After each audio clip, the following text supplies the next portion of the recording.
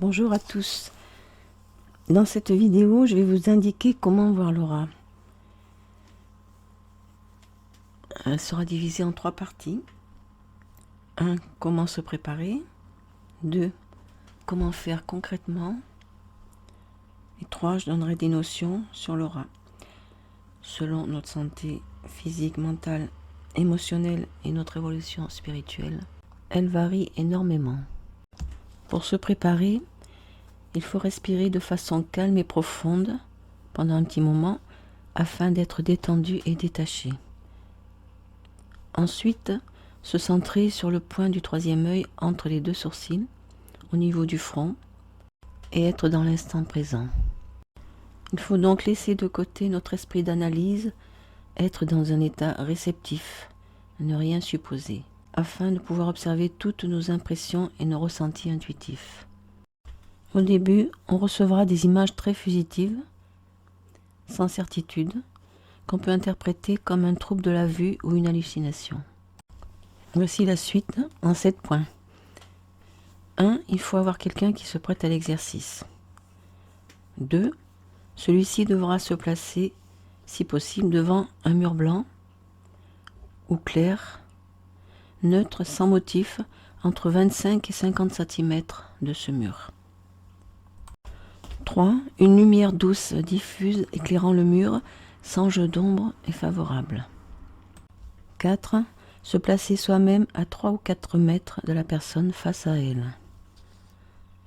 5. Se mettre en état de réceptivité expliqué avant.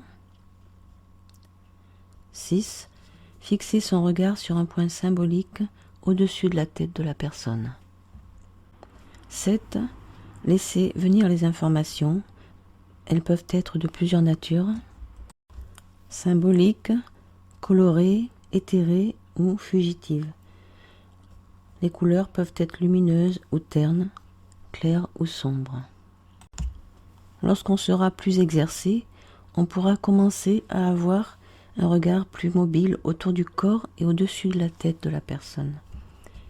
Et par la suite, on pourra effectuer une vision de profil pour affiner ce qu'on a enregistré.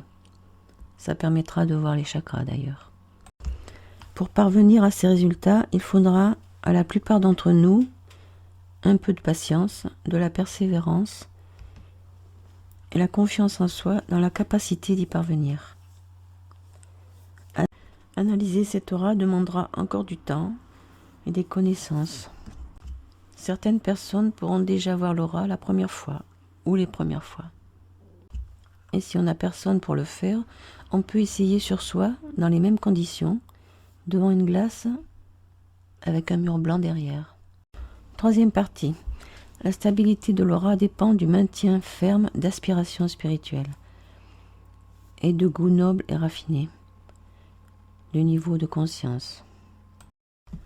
Sa matière est plus ou moins grossière selon la qualité de cette conscience.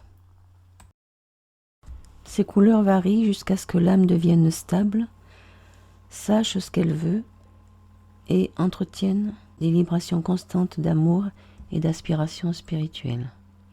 Son étendue varie aussi. Pour une personne non développée, son ampleur sera de 12 à 30 cm et son aspect sera proche du brouillard.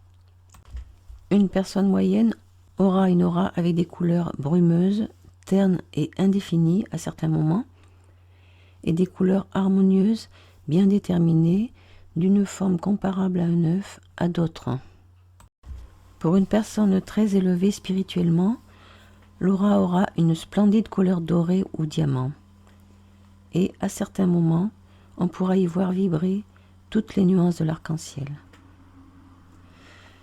Son aura peut s'étendre à plus d'1 mètre. Et pour un être initié, elle peut atteindre jusqu'à 1 kilomètre. Je parlerai des corps subtils dans la 3e vidéo. Merci de m'avoir suivi.